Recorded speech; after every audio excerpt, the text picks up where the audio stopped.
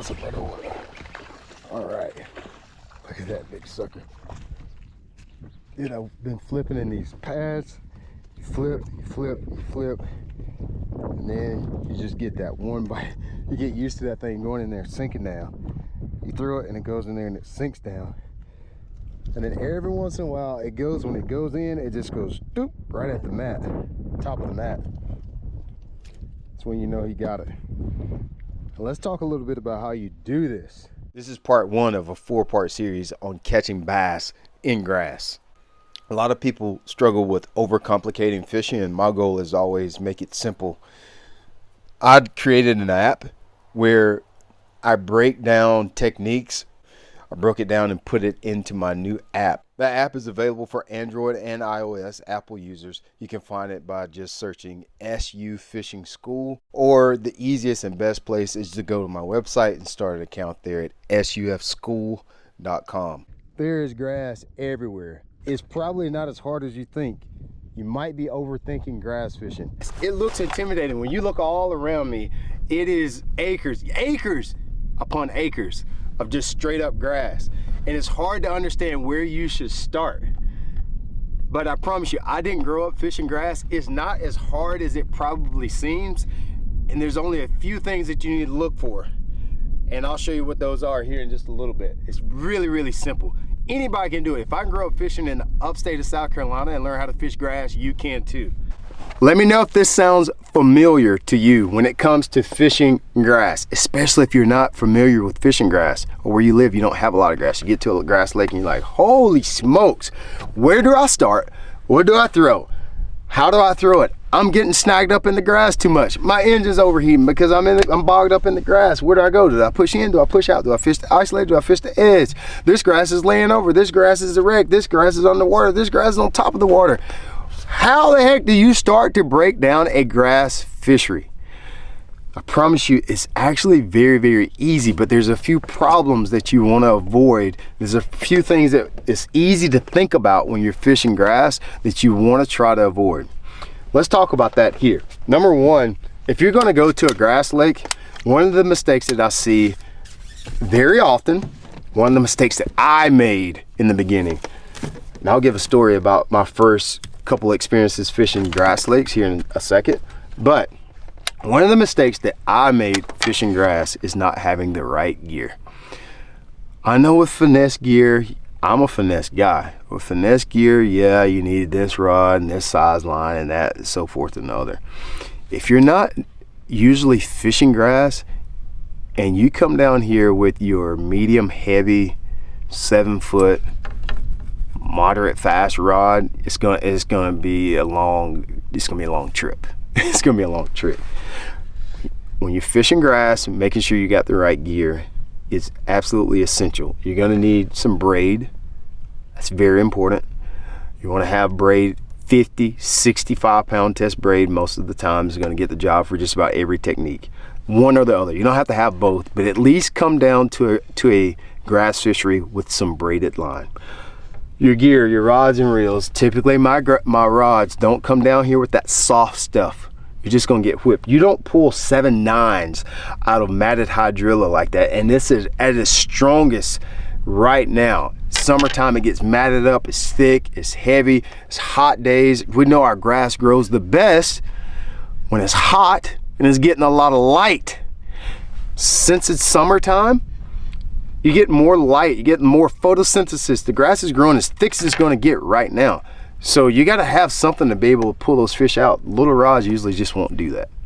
Most of the time when you're fishing grass, especially submerged grass like hydrilla, you're gonna have to, what's a good word? I wanna sound smart. You're gonna have to extricate that sucker out of the grass, okay? You're gonna have to pull him out of the grass. I just wanted to sound smart. Just add some flair to the video. You're gonna have to extricate him. Is that a word? I don't even know if that's a word. Is it a word? Extricate? Extract.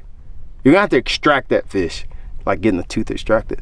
Anyway, you got to get that fish. You're gonna have to be able to pull him towards you. You wanna be in control. So this rod right here that I'm flipping with is a 7/8 heavy fast. Needed every last bit of it just now. I'm actually using 50 pound test braid. And I got a, I'm not sure what gear ratio this reel. This is a little casking reel. Worked really good today. I don't know. It doesn't even say what gear ratio the reel is. Probably 7/8 to 1, 7/3 to 1. Oh, there it is, 7/2 to 1.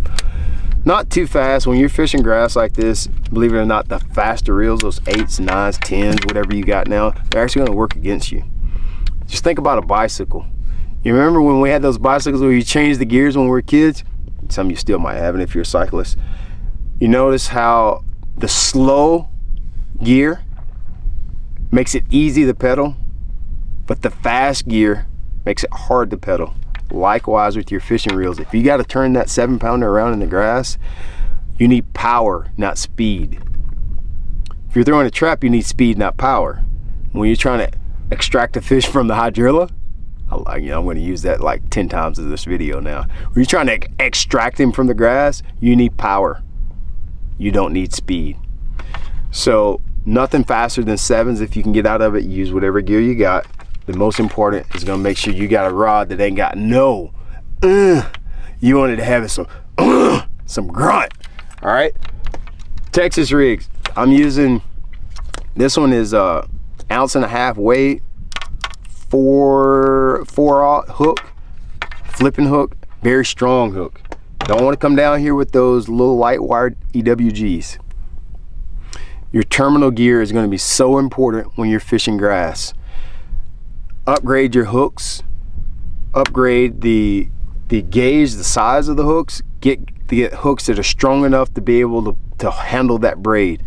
Make sure your hook package says at least Superline or 3 times strong, the strongest hook that you can get. You probably are not going to be able to use the same hooks that you use for finesse fishing, like fishing a little drop shot or shaky head or something like that. That's probably not going to be your best thing to throw when you're fishing grass, like when I'm fishing in the summertime specifically. Let's talk about what else, another mistake that I see. Bow control is a huge issue. Bow control is, I caught that fish with my trolling motor up. That's unusual, isn't it? Likewise, my engine is trimmed all the way up. Why would I do that? There's a couple reasons. When you're fishing grass, believe it or not, this is gonna be the most controversial thing that I probably will say in this video. Well, actually not. Some of y'all already typing and making fun about the big word I use and probably something else at this point. But you can make a lot of noise when you're fishing thick grass like what I'm fishing right now. You don't want to do that. I see that. I made those mistakes of staying on that trolling motor too much when I was learning how to fish grass. I was learning how to fish grass. One of my first instances, I'll tell you this story, and I'll tell you why I had my trolling motor up and my engine up here about the wind. First tournament that I fished with matted vegetation grass was a BFL regional in 2004. First year I was fishing, was it 4? No, it was 2007, I want to say. We fished Lake Seminole. And Lake Seminole has a bunch of grass just like what you see now. I didn't have any braid, I didn't have the right rods, I didn't know how to control my boat in there. I zeroed 2 days in a row. I didn't have the right equipment, and I didn't know how to handle my boat in the grass. I didn't have the right hooks, I didn't have the right line, I didn't have the right reels. I didn't know any better. So I've already made all the mistakes. So I can help you I can at least get you to the point where you're not making the mistakes that I've already made when it comes to fishing grass. Since then, I've learned a lot about fishing grass, and it's honestly one of my favorite things to do. And I think it's the most simple way to fish. There's a few things that you can look for when it comes to fishing grass that I'm 100% will help you catch fish. I have my trolling motor up. Why is that? I have the trolling motor up. I had the wind to my back, trim my motor up, power poles up, and I'm just gliding across this flat. This is acres and acres, dude. This is probably 100, 200 acres, 300 acres of just hydrilla. And in here, there's these little lanes, there's holes in the grass, there's voids where it's probably either deeper, a different bottom composition. There's places here where there's no grass. There's different water clarities on this flat, depending on how much grass there is. I'm using the wind as an agent of movement. there's that big word again, to move across the grass. I'm using the wind. I'll go all the way that way, let the wind push me across, pull the trolling motor, and I just flip as I go along. I do that because my trolling motor is not going to go through this. There's nothing wrong with my Lowrance Ghost. All right, Bobby, don't be talking about, well, I got the, I know somebody's gonna say that. It's got nothing about the brand trolling motor. It's got nothing to do with my batteries. I'm intentionally floating across this flat.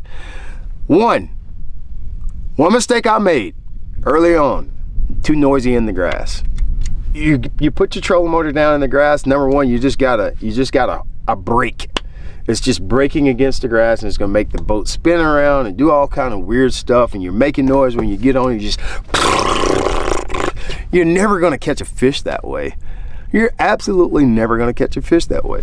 So pull that trolling motor up, trim my motor all the way out of the grass. The grass is so thick that it has just enough resistance at that 5, 6, 8, 10 mile an hour wind that I just glide across about 0.2 mile an hour. This is just part one of this mini workshop on fishing deep grass in the summer. Listen, doesn't matter where you live. Fishing grass is the same in Canada, Florida, California, Washington State, or the Potomac River in Maryland. Bass all relate to grass the same way. Join the club. You can find my full 4-part series on fishing grass within my Straight Up Fishing app. You can join at sufschool.com or download the app on Apple Play or the Google Play Store.